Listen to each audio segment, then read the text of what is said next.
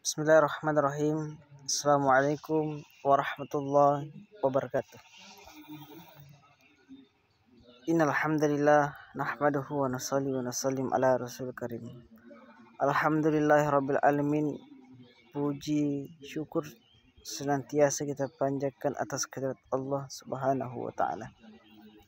Alhamdulillah adalah kalimat thayyibah, kalimat yang paling tepat, perkataan yang paling tepat untuk mensyukuri segala nikmat yang Allah Subhanahu wa taala berikan kepada kita. Salawat dan salam kepada Rasulullah sallallahu alaihi wasallam.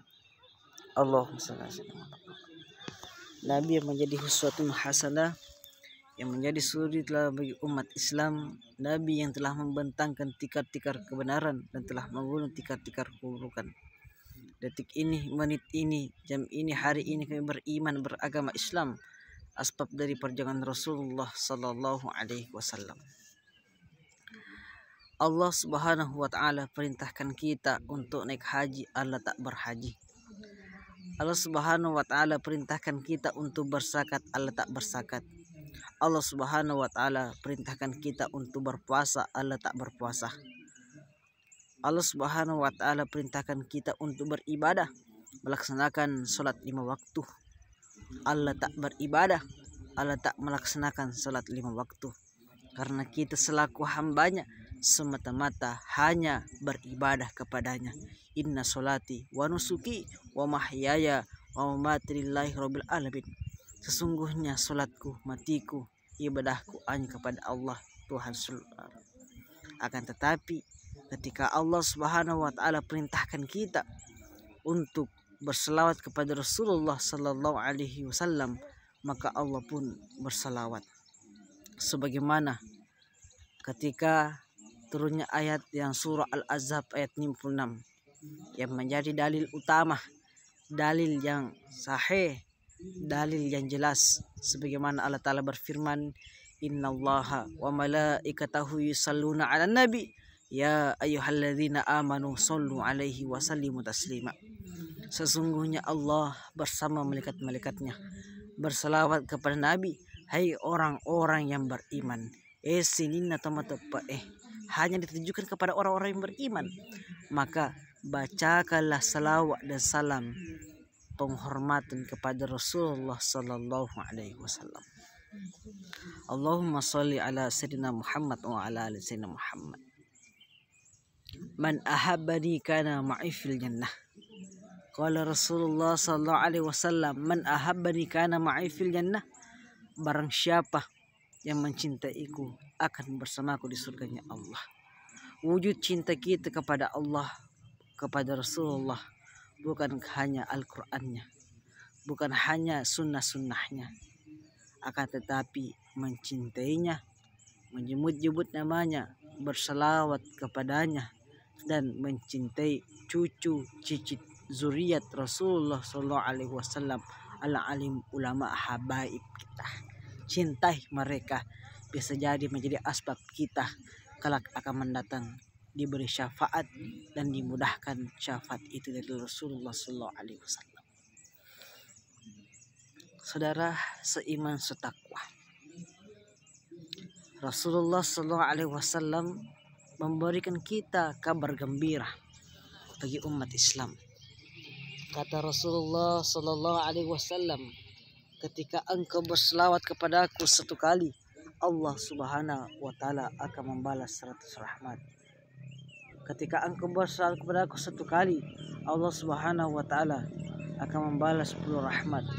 Ketika engkau berselawat kepadaku 10 kali, Allah Subhanahu wa taala akan membalas 100 rahmat. Ketika engkau berselawat kepadaku 100 kali, Allah Subhanahu wa taala akan menuliskan kedua bola mata kita bebas kemunafikan, bebas api neraka.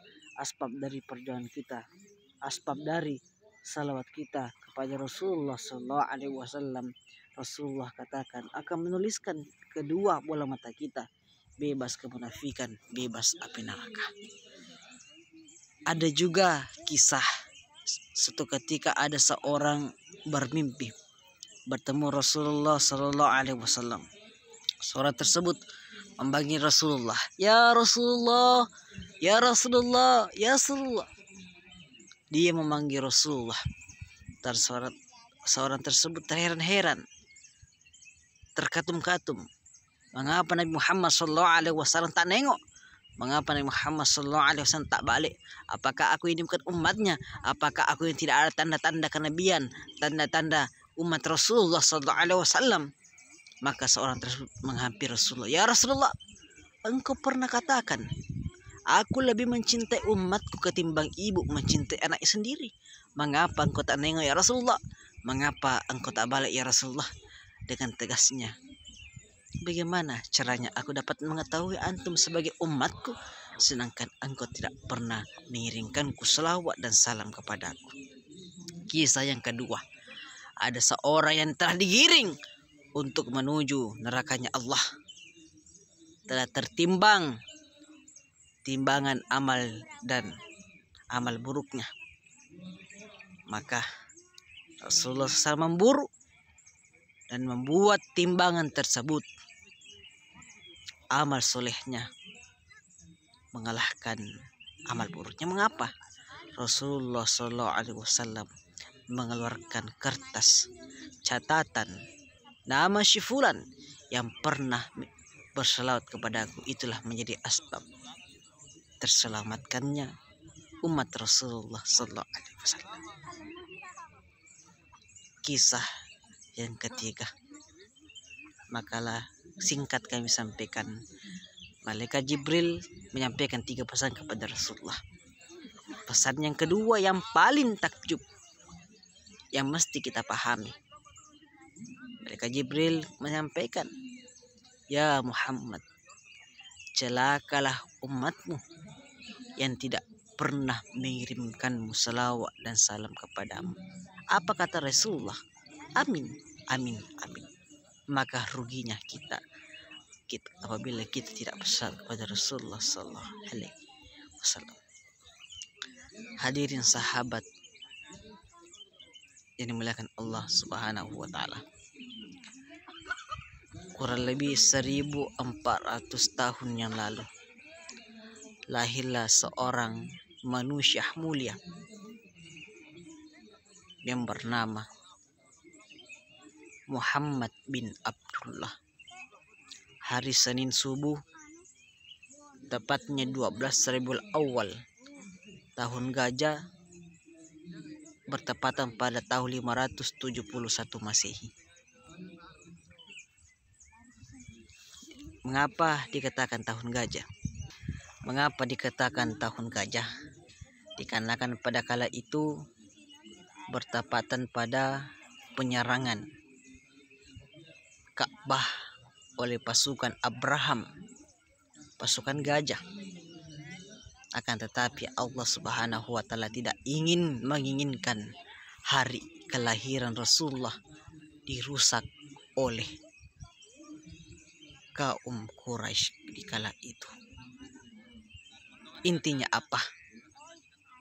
Inilah salah satu wujud kecintaan Allah terhadap Nabi Muhammad SAW. Tidak menginginkan hari kelahirannya itu tercemar dengan adanya penyerangan yang membuat terhambat, membuat kesan yang berbeda, tidak memuliakan. Nampak cahaya dari wajahnya melebihi dari cahaya bulan purnama yang terang benderang. Abu Thalib menggendongnya mengelilingi Ka'bah 7 kali dan mendeklarasikan nama cucunya itu Muhammad. Orang di kala itu heran, apa itu Muhammad?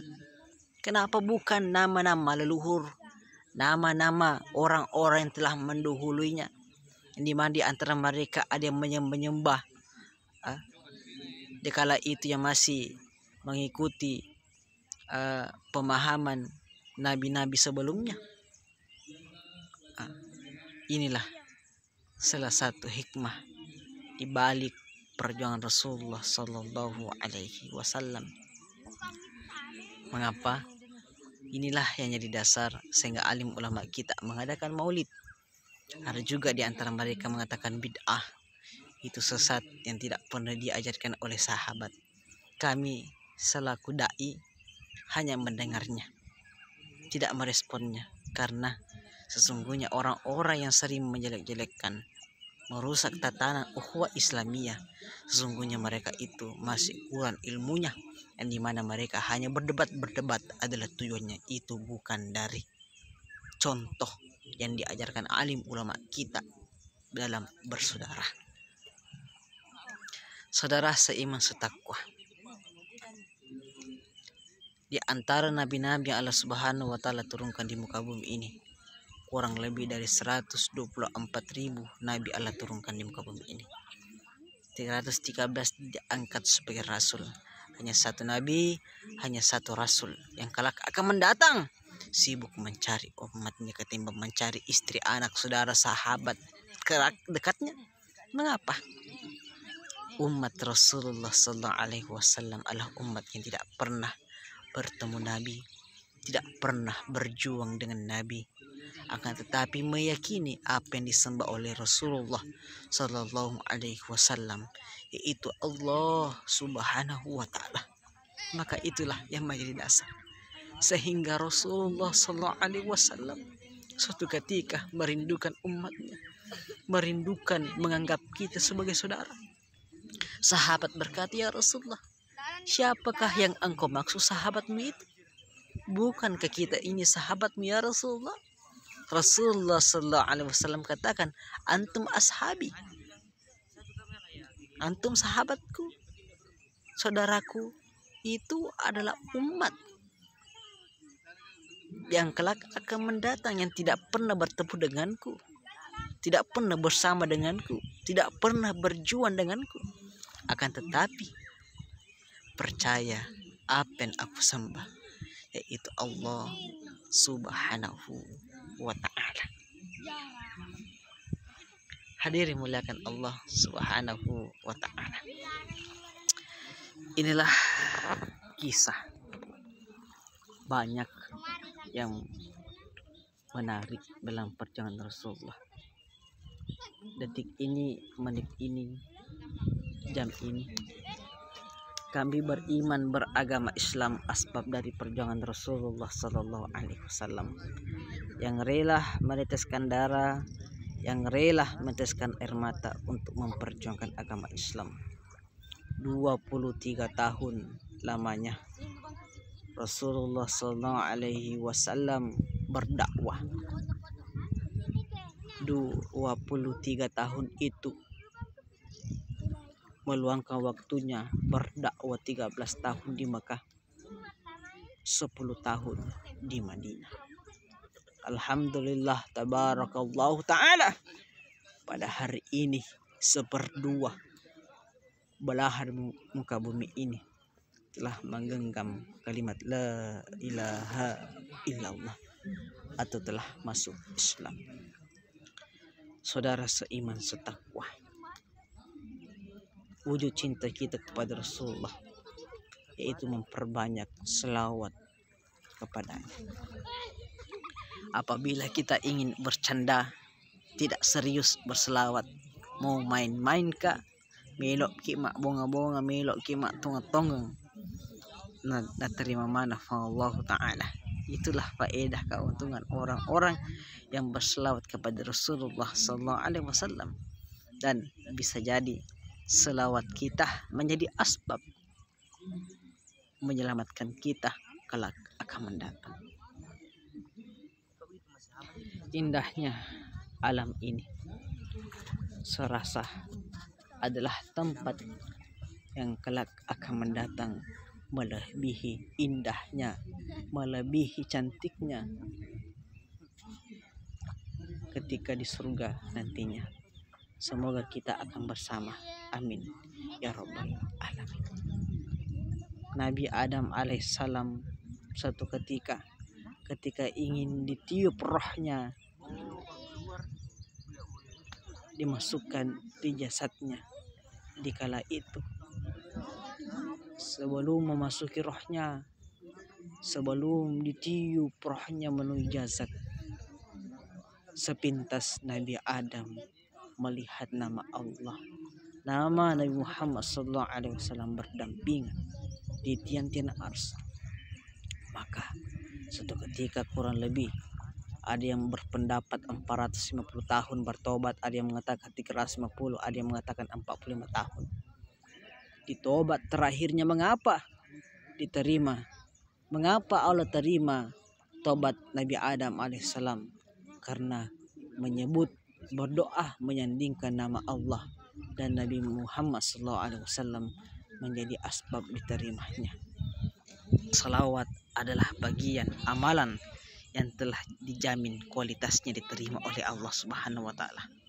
Maka saudara seiman dan setakwa, semoga Allah taala masih memudahkan langkah-langkah kita untuk menuju jalan kebenaran. Masih mudahkan langkah-langkah kita untuk menuntut ilmu agama. Masih mudahkan langkah-langkah kita untuk menuju Baitullah, yaitu rumahnya Allah. Ada banyak orang-orang yang sedang berlalang berjalan di atas muka bumi ini. Di antara mereka ada yang berjalan tidak tahu menahu apa tujuan dia berjalan. Ada juga yang berjalan di awal dia niatnya silaturahim, awal kemaksiatan dengan seorang wanita, ujung waktu tepatnya jam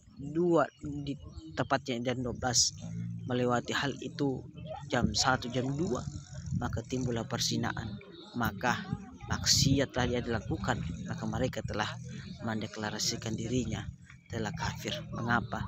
Dia andai kata dia percaya kepada Allah, dia tidak melakukan hal itu, maka celakalah mereka yang meninggal pada kala itu. Ada juga orang yang berjalan menuju jalan kebaikan yang telah terarah, yang dimana mereka sudah paham apa maksud dan tujuan dia berjalan. Man salaka tariqan yaltamisu fihi man sallallahu bihi tariqan ilal jannah. Barang siapa umatku, barang siapa yang menuntut ilmu, maka Allah akan mudahkan baginya surga. Hadis sahih nomor 2699 Muslim. Orang yang hanya menuntut ilmu Allah Ta'ala mudahkan masuk surga. Bagaimana dengan orang menuntut ilmu sebaik ilmu agama, sebaik agama Islam, sebaik orang yang beragama Islam mendakwakan, menyampaikan ayat Allah, menyampaikan hadis Rasulullah. Balighu anni walau ayah, sampaikan dariku maupun satu ayat. Dakwah bukan atas mimbar, majelis, kan tapi dakwah dimanapun kita berada, di situ kita dapat mendakwakan agama Islam sendiri. Amin ya rabbal alamin. Semoga kalau akan mendatang kita dipertemukan di surganya Allah, dan masih banyak lagi faedah-faedah keuntungan dalam berselawat Rasulullah Sallallahu Alaihi Wasallam. Cacing-cacing di kuburan, cacing-cacing yang ada di alam barzakh merasa tidak sudih, takut memakan daging para pecandu selam. Kami ucapkan subhanallah bihamdika asyhadu an la ilaha illa anta astaghfiruka wa atubu ilaik. Wassalamualaikum warahmatullahi wabarakatuh.